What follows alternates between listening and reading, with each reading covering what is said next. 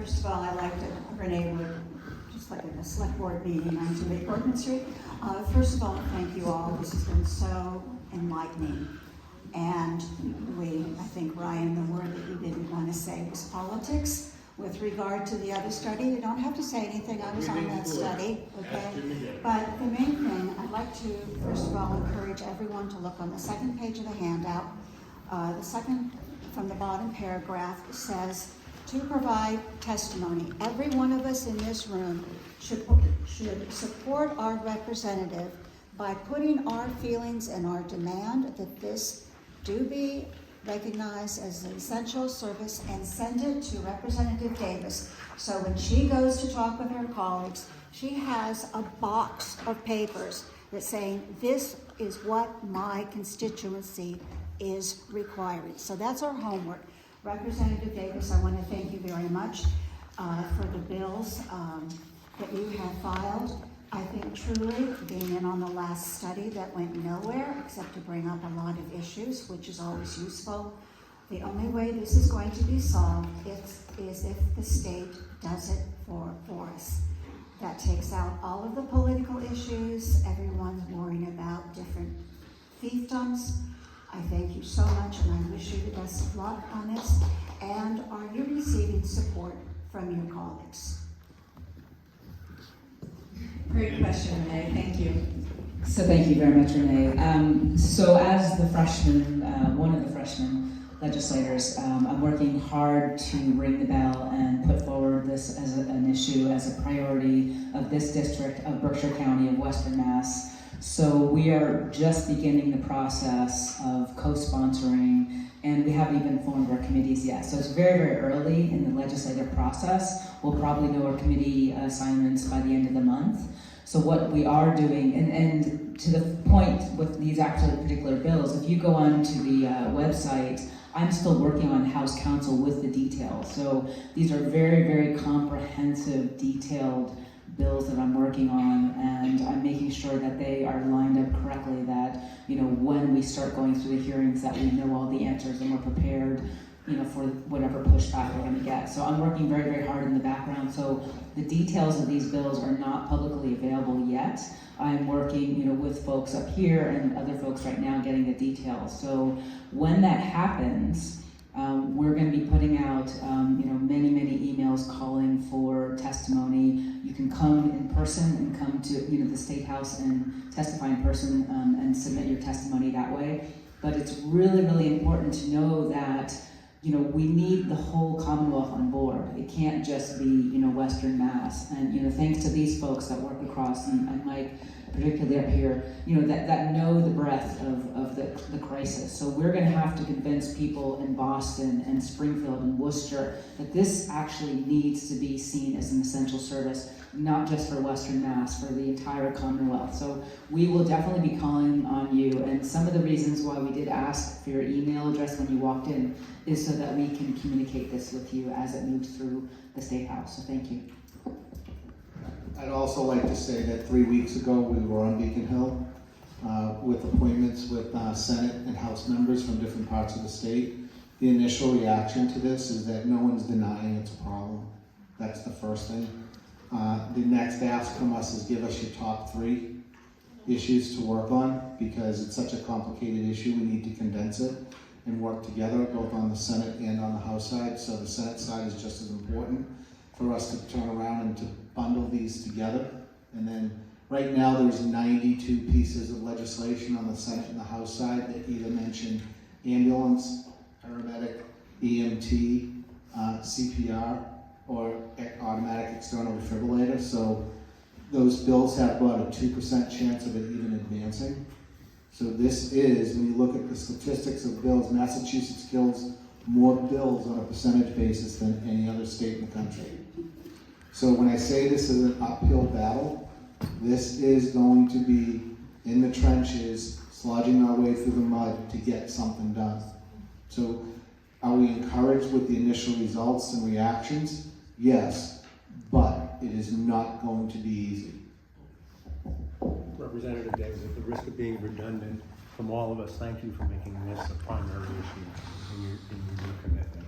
I do have a question, because there's a bit of learning because we've talked about this becoming an essential service, and you've explained a little bit of the potential timeline of maybe it transpiring over a 6-month period, and you've also clarified how we can support that initiative. But so that some of us understand a little bit more the mechanics of it, let's just say, for argument's sake, in 6 months we get a green light. Then what is the process in Southern Berkshire, let's say, to initiate funding support to help our emergent services? So essentially, what we need to do is, as I mentioned, 13 states have already deemed EMS an essential service, plus the District of Columbia. So what does that mean, actually? So basically, it's talking about dedicated funding stream and a mechanism to provide funding. So right now, we have a patchwork of different ways. We have municipalities stepping up.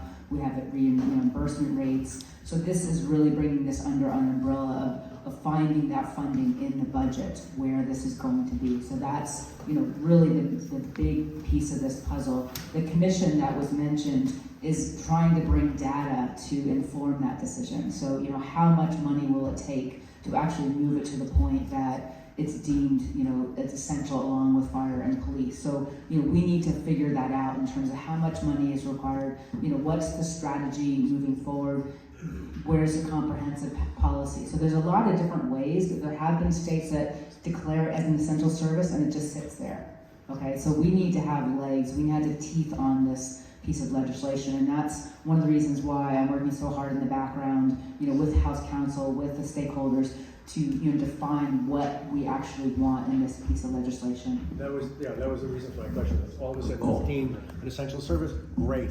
Then what happens? Well, I can give you a little bit of answer to that. Currently what happens, the state's collecting vast amounts of data on the types of calls all the EMS agencies are doing across the state. We're required to report that electronically to the state. So we have all the run counts, we know the volume, we know the busiest systems, the smallest systems, the highest refusal rates, the highest non-transport rates. We have all that data. The second data piece that's collected by the state is ambulance services across the state are required to submit a cost report to the state on an annual basis. So the state has all of our costs, okay? So the data exists. Now it's going back and getting the analytics done on this data to look at the cost side of this and what's fair and equitable. And then, so you've got local reimbursement options, you've got state reimbursement options, you have options in terms of in working with the insurance industry to be able to not short pay, or what I like to call reprice invoices arbitrarily and capriciously, which is they do 100% of the time, and there's no rhyme or reason to why they reprice those invoices. Same thing happens with the automobile carriers for motor vehicle accidents, and then in some instances, the payers are actually sending the checks to the client, which I think is devastating to society from a social perspective, is because people are using the EMS systems in some of our cities and towns to support their alcohol and drug habit, because they use the EMS system knowing they're going to get a check from their insurer to be able to support their habit. So the insurers and their policy of sending checks directly to the customer is enabling and financing this type of behavior, which is destroying some of our society, which is just a devastating concept, and why they would come up with this is beyond me. So there are different pathways, the data exists, now we just have to get everybody, the guardian angels, forcing everybody to get together and make this happen. And this priority would be universal. I'm sorry, I don't want to take too much time. This priority would be universal, whether it's a nonprofit, whether it's for-profit, or whether it's a volunteer service. So from our perspective, it has to be, because if you're not doing emergency calls in the Commonwealth, you're still part of the EMS system, okay? I'll use the Boston Marathon bombing as an example. The amount of resources that we poured into the bombing site and the staging areas, because of the potential amount of people there, was enormous and immense. That response won't happen now, because we don't have the resources to send. So every ambulance, no matter what the name on it is part of our emergency preparedness and response plan in the Commonwealth. And if we don't fix this, we're going to continue to see degradation in all of those areas to be able to support a wholesale large-scale incident. Now, whether that's incidents in Massachusetts, New Hampshire, Vermont, New York, crisis in Albany, we're sending trucks to Albany. okay? During the tornadoes in Springfield, I was sending my trucks that I have in the eastern part of the state, 8 o'clock, 9 o'clock at night, to staging areas to go do search and rescue in Springfield. Those backup systems are in place, but those backup capabilities are getting smaller and smaller every day. Mike, thank you very much. One more thing on essential services. If you remember when we started this, Mike talked about emergency service zone plan. When this potentially becomes an essential service recognized by the Commonwealth, the duty to provide an actual emergency services zone plan becomes an enforceable reality. For the municipal employees, we gain a lot more than the privates do. It gives us negotiating power to negotiate different pension levels and things like that. So there's more to essential services than just, yay, we're an essential service. It gives teeth to the necessity for EMS. Thank you. And then just one more point. I'm sorry. No, not at all. I mean, don't forget the average of 660 patients boarding every day in hospitals, waiting for beds and transportation. So you have to look at, regardless of the entity on the side of that vehicle, it's supporting everyone's EMS system one way or another. Thank you. Please tell us your name. Kimberly Alcantara, Southern Berkshire Regional School District School Committee, and I'm a horrible public speaker. I'm just going to let you know right now. It's just not good. But first I want to say I really empathize and I really see the need. Sorry. I said I really empathize and see the need for the emergency service. This summer, my daughter had an incident at work at 16 years old, and I was miles away. And by the time I got there, and in the back of that ambulance, two of the most compassionate, sweetest people had her taken care of, and I believe you were one of them. Mr. Santos. Yes, I believe so. No, it was your squad. Okay, so it was somebody in your squad. It was, and I was grateful and very, very impressed. Secondly, I want to talk about the program within our district. We support it fully. Unfortunately, only 6 kids went through it last time. And the following time, or the future course to be held, there wasn't a lot of interest. We need to have better accessibility to that course.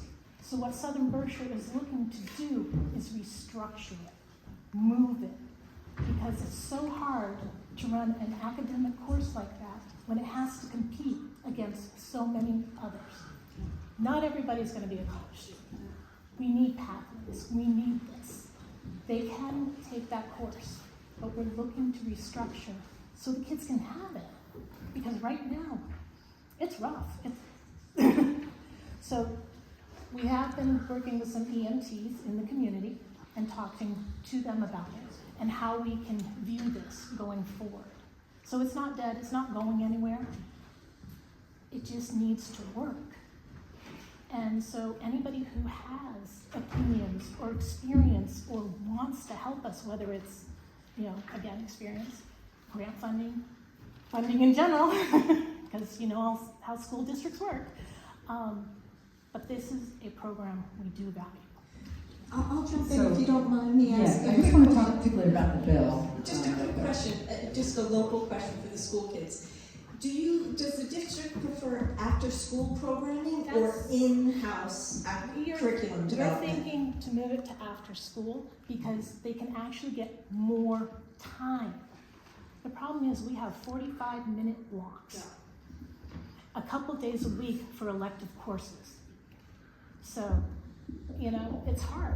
Where after school, a lot of our clubs, a lot of our things, they're an hour, 2 hours, they're more. So just as an example, what we did to get the EMT students into this current curriculum, we worked with the superintendent and we worked with the principal of the high school, and we brought police, fire, and EMS into an assembly with the rising senior class. And we brought the whole class in and we said to them, so we had everybody on the stage, we had a Q&A with the kids, and we said, essentially, the way they came in is it was all, we brought the whole class in, but we said, if you were looking at any one of these careers, police, fire, EMS, anything related to healthcare, nursing, licensed practical nursing, anything related to it, you should really pay attention to what's being said.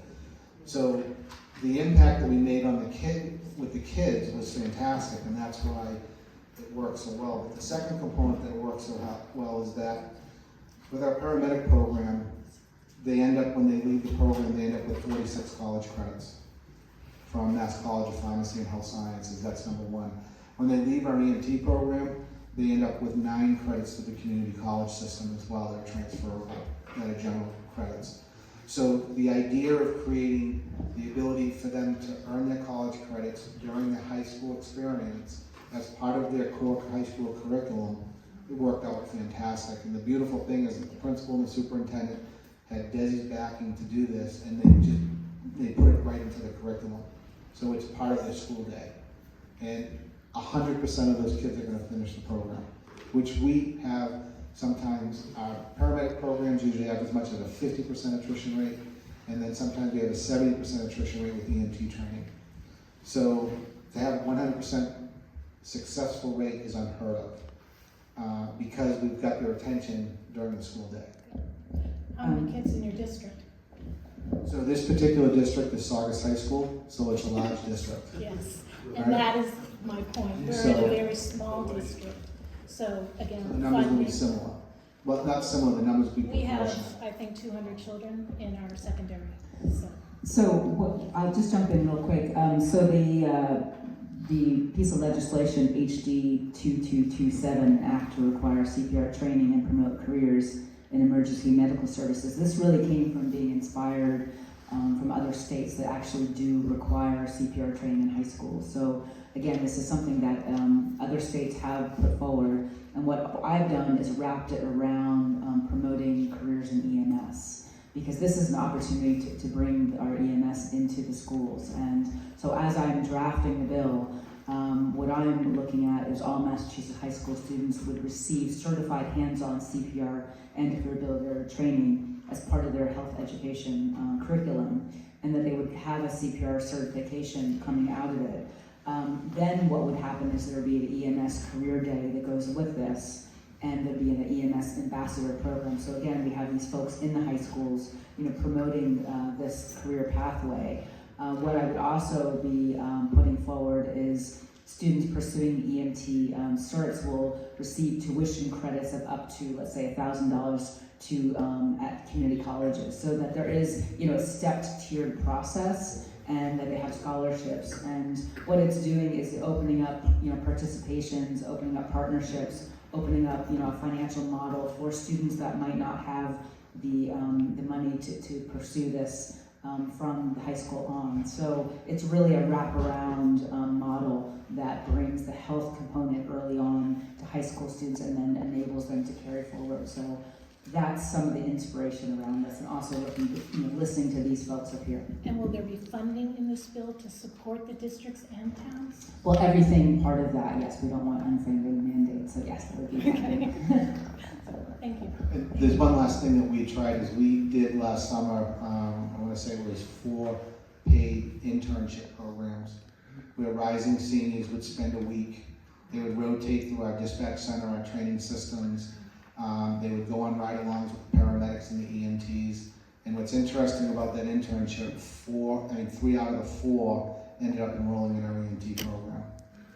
They started in the January class, so when they graduate from high school, they will be eligible to test out now. So that was our concept of engaging them early, and we looked at that. We put it to the school system, hey, we're thinking about doing this as a trial run this year, and I envision we're going to expand that this coming summer for those rising seniors. So 2 questions. Have to be 18?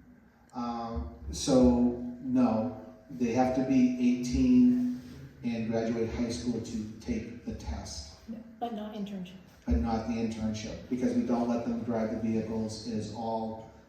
They have to have their CPR certification, to be able to be on the truck.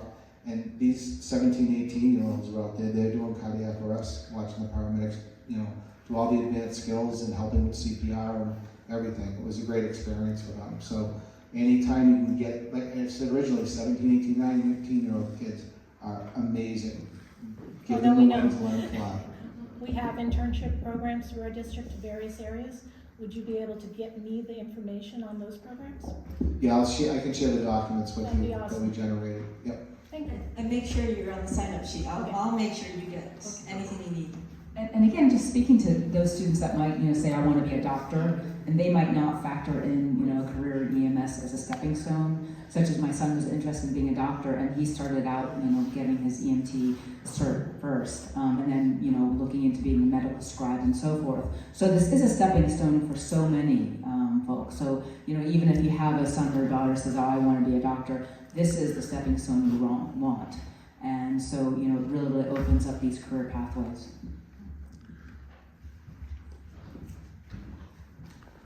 Your name? Jenny Russell, Sheffield.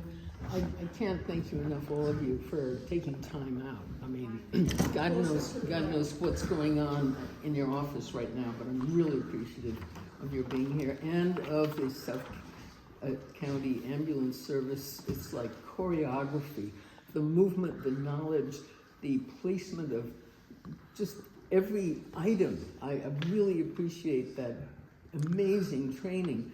And to wherever you went, your point of keeping kids interested and sparking their excitement when they're little. My 10-year-old grandchild could do anything, including going down the Black Diamond Trail at Stowe by mistake and landing on her feet. I don't know how, but I applaud this education component, having taught high school and community college for years.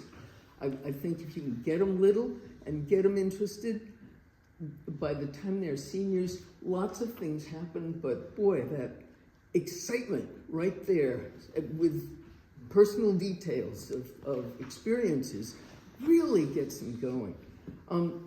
And to that point, keeping them going, even after retirement as a nurse or a doctor, is it possible that the TIP bill could include somehow, and I don't know any answers to this, not being a medical person, but could include retired professionals who are fully capable but not an ambulance driver, excuse me, and be in part of that TIP to come to the house with the police, with the EMTs, to help out. I don't know if that's plausible, possible, or entertainable, but it's a thought that I had that a friend of mine, my oldest friend, said her son-in-law is an EMT driver and has had success with volunteers from the profession, the medical professions, coming along with the drivers to aid and assist. So it's just a thought. So thank you. I'll just start off. So I believe you're speaking about HD 2224, an act to establish an emergency medical services treatment and place pilot program. I'm working on this, the details, but basically what this would be is a 3-year pilot program which enables medical EMTs and paramedics to provide medical care at the scene of an emergency or through telehealth consultations without the need to transport patients. So, again, what was mentioned is that, unless there's transport involved, they often don't receive any reimbursement. Yeah. So what this does is it brings this model into a different realm that they actually receive reimbursement for non-transport patients. And it allows for alternative payments and also basically obviously reduces financial strain and reduces unnecessary transports to ER and basically frees up ER. And do you want to talk a little bit more about some of those specifics? Or? Yeah, I think what you're referring to is potentially expanding the concept of the service zone plan for a particular region to expand the idea of a needs assessment and availability within the community. That would be an interesting component to look at about what are the people out there to support the system. I'll give you an example. We need help also because we can't always hire overhead staff. So volunteers help could be very helpful to us to be able to work and do the interaction to help the agency develop an internship program in conjunction with the schools. You know, Kevin and his organization just doesn't have, they don't have the people to be able to set and dedicate some time to that always. You know, but those, and I'm in the same boat, we all are. So getting people to help coordinating and working with us and sharing their time with us to be able to help expand these ideas and concepts is just as helpful. You know, that in-kind contribution is huge. The third question I had was, having been inspired by all of you, is it silly as a strategic point to put it out on different social media and ask friends to write letters to the Globe or whoever reads anything anymore, but except social media? Is it too early to get people interested in these different potential bills? So thank you for your interest. So we do have a sign-up sheet here, and anyone could contact me through the State House. My email address is available. And if you want to kind of stay along and track the legislation, there is a way for you to actually put the bill number in the website and track it, and that will give you the dates and what committees it's going to be heard from. So there is a way. So what I would be asking for is to contact me through either sign up or through the website, and I will make sure that you're on the list that you can track the pieces of legislation. So thank you so much. But yes, it's never too early. Absolutely, it's never too early. And just having this interest tells me so much that there is kind of really the push for reform, and that's really the crux of the problem, is that we need people to take this seriously. So thank you, and it's never too early. Thanks. Any other questions? One more.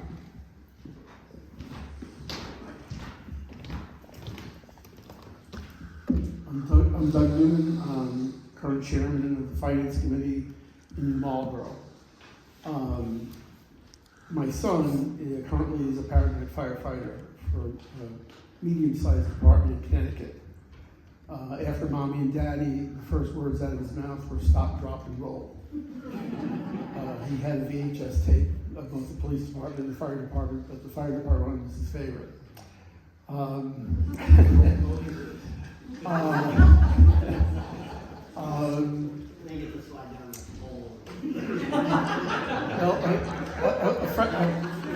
Chief Brown, if Eric would fess up, his part-time job, he's the fire chief. So police officers can be heroes too. So I really appreciate everything that's being presented. I appreciate what Representative Davis is bringing forth. I think it's certainly following in Representative Pigatelli's spirit in getting the study funded. But like you all said, we already had a study. None of our local departments wanted to take ownership and participate in it. And I thought that was a very sad thing. I was still in my early years on the Finance Committee. They are now, though. I just want to clarify. We've got 14 communities who are all looking now to work together. Well, we have to. Yeah. We absolutely have to. So obviously, Participating in the study. Clarification. right. Well, but there's a big leap from participating in the study and actually implementing the study. And like you all pointed out, that's quite a number of years down the road by the time it gets implemented, if it's voted on by all the towns. Anyway, the point I wanted to bring up was this. I've always been a huge supporter of our police, fire, and first ambulance corps. One of the things that we did last year that our ambulance corps requested was that we pay a stipend to our EMTs, the ones that are going to be staying home that night, and they get paid an hourly rate, not a bad rate, to be on call. So that I think has helped. We did put into the budget to have 2 full-time paramedic firefighters in our firehouse, and they would alternate schedules so there'd at least be someone in the firehouse. I think it was 5 days a week for 24 hours. And what's your question? Okay, I'm getting to that. The whole thing is terribly underfunded. Okay? And I'll wait for Jim Santos to stop. Because I live on Route 57, 183. And I see your trucks going by my house very often, as well as New Marlboro's truck.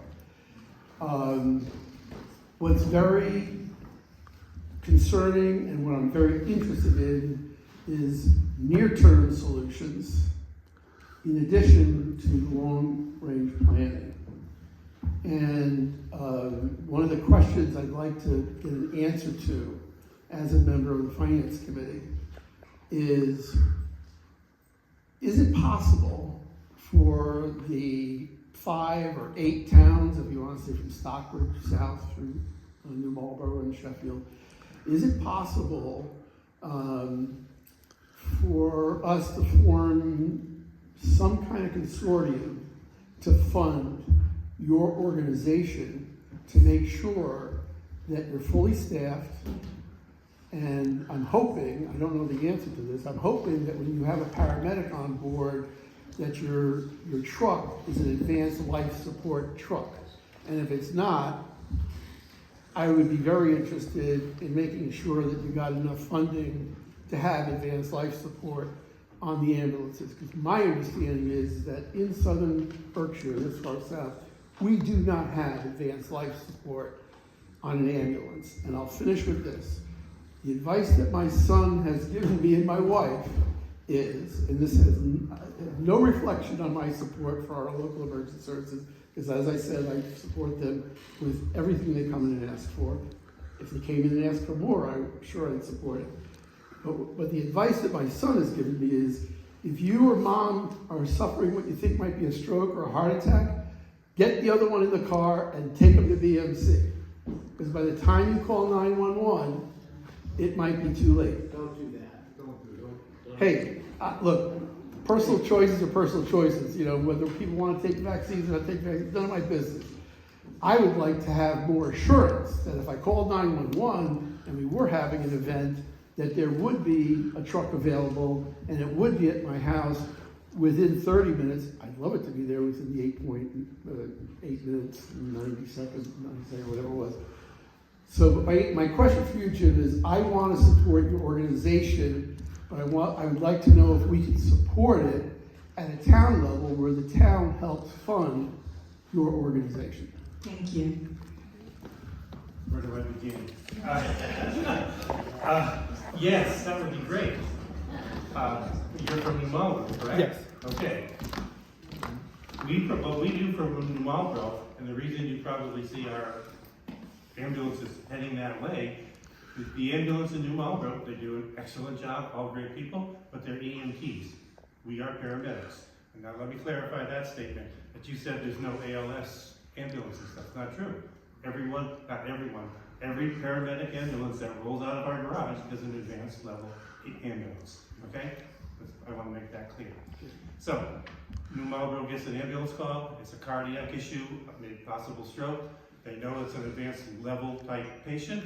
They will load the patient, start towards us, but then at the same time, they will have our ambulance dispatched. Our paramedic rolls in our ambulance and meets up with them and then takes over the care of the patient. Yes, I've seen that transfer before in front of the house. Yeah. To say the statement that there's no ALS ambulances in the area is just, that's wrong. Okay. Okay, that's not true. Thank you. What was the other question?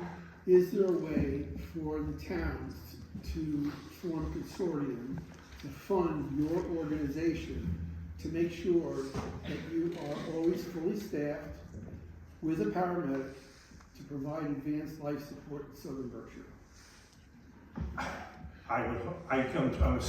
I'm sure there's something out there. I don't know what it is as I sit here and speak to you. What we do now is that with the 6 towns that we serve, we have had to go out for the last 3 or 4 years now through every budgetary process and ask them for a assistance, for a fee to provide that service to them now.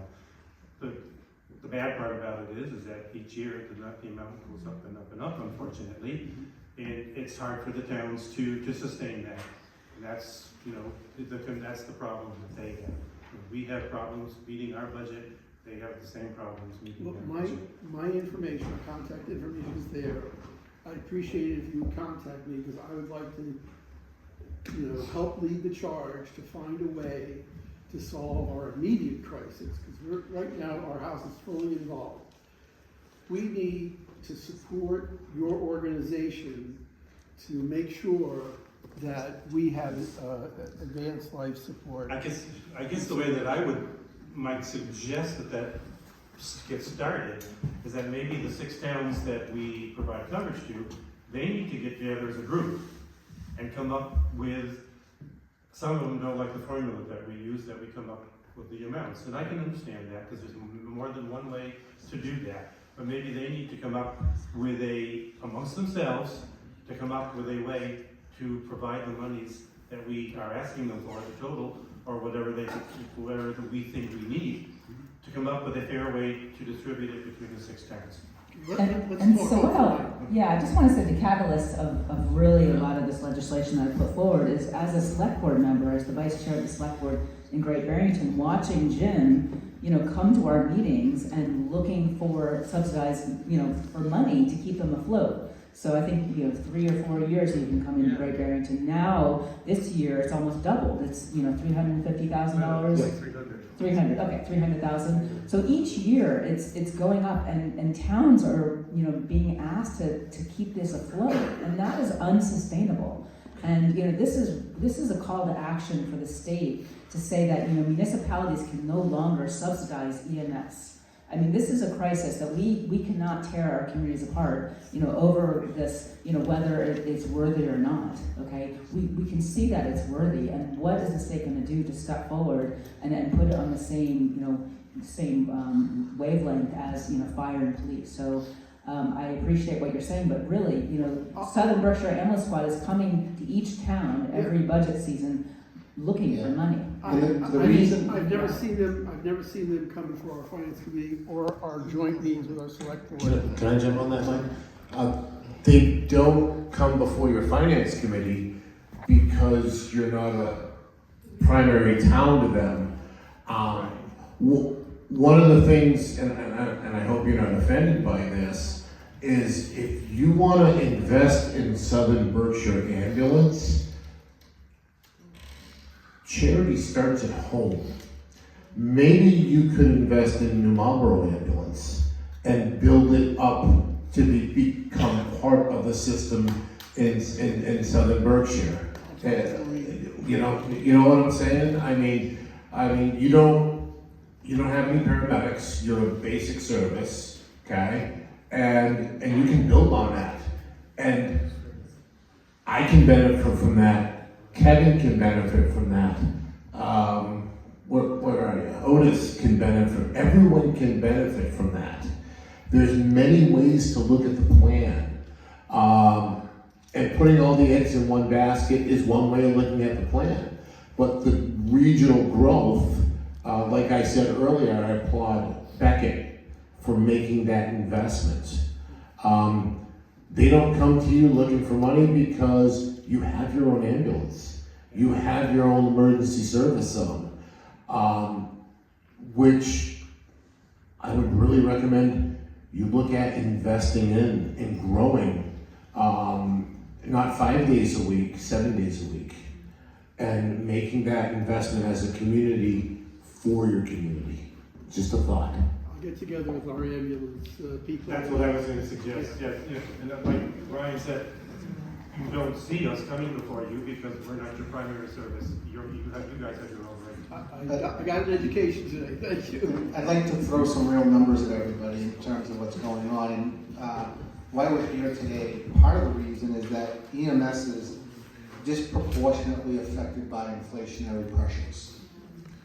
That's what's created this. So as our reimbursement is falling and our expenses have skyrocketed, the curves are now clashing. And that's really why we're here. to put a 24/7 paramedic unit on the road. Okay, 365 days a year is $1 million. To some places, $1.4 million per truck. Yep. The cost of the vehicle originally used to run at $110,000, $112,000 for a very basic type of truck. That truck now costs $180,000. We just bought one for $350. Well, so. It's an ALS unit. But that's the low end, and then some of these trucks are going up to $600,000+, and you have to buy it today to get it in 3 to 4 years. Yes, Mike, if I can jump on that real quick. That $100,000 truck is a great metropolitan truck. It is, Mike runs 27 ambulances on a good day, and you get 3-4 years out of an ambulance? They're going longer now. Okay, because they have to. So I just spent $385,000 on an ambulance. I just ordered the exact same ambulance for $488,000 6 months later. You figure that out. But it suits my community's needs. It's all-wheel drive. It is on an F-Series chassis. If anybody tried to get around the hills this past week, they know the importance of that. So ambulances, like Mike said, $600,000, you could pay that if that's what suits your community's needs. So yeah, it's expensive. That $1 million number is not fabricated. Him and I have discussed this. I say it's 970. He says $1 million. And yes, it's an expensive proposition for one ambulance 24/7.